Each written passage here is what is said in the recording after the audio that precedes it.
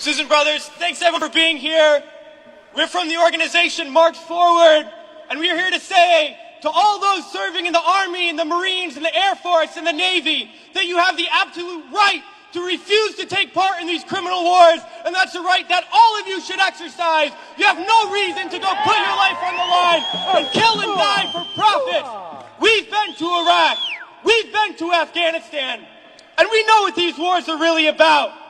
And we joined the military for many reasons.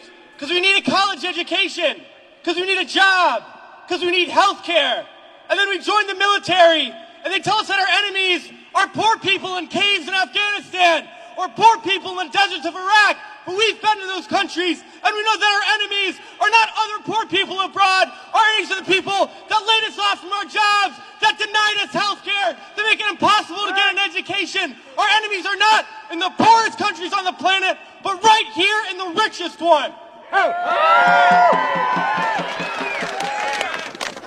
Now these wars, the occupations of Iraq and Afghanistan alone, are costing over $700 million every single day. This is a crime. Every single day, while so many of us are hurting. Well, I think all of us here, and the vast majority of people in this country, would agree that we can spend $700 million a day better than bombing people that we have no reason to bomb. We can spend $700 million a day rebuilding those countries we've destroyed. We can spend $700 million a day caring for the veterans we get home when they get home. And then we can spend $700 million a day giving every single person health care, a college education, a job, and a livelihood, and a home. That's what we need to be spending our money on. But this government is not going to do that. They're not going to use the money in that way. They're not going to end the wars. And they're not going to do it because it's not our government. It's their government. It's a government of the rich. It's a government of Wall Street, of the oil giants, of the defense contractors. It's their government, and the only language that they understand is shutting down business as usual. And that's what we're doing here today, and we're going to continue to do until these wars are over.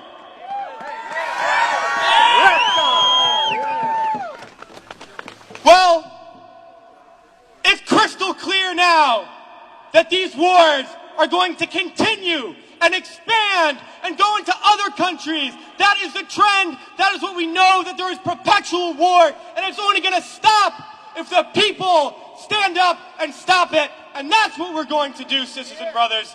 And a lot of people ask me, what do we do? Because we all know things are bad. We all see the atrocities on TV. We read about it. We experience it.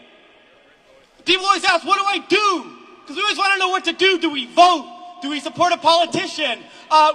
Do we join an organization? What do we do? Well, I'll tell you what we do. It's simple. We fight.